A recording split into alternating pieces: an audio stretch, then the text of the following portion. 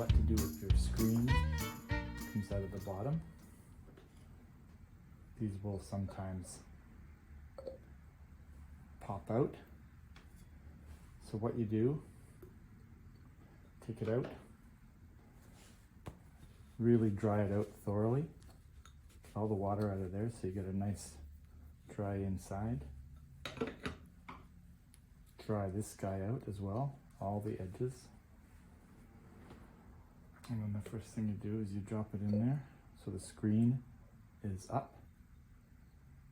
And then just go around with your fingers and start pushing it down like that.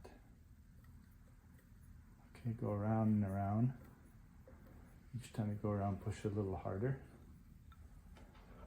Sort of lodge it in there.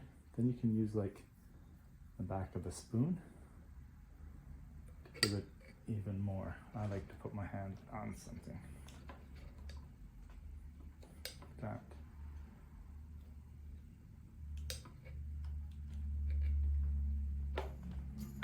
When you have your seal, you see the rubber touching all the way around with no wet spoon.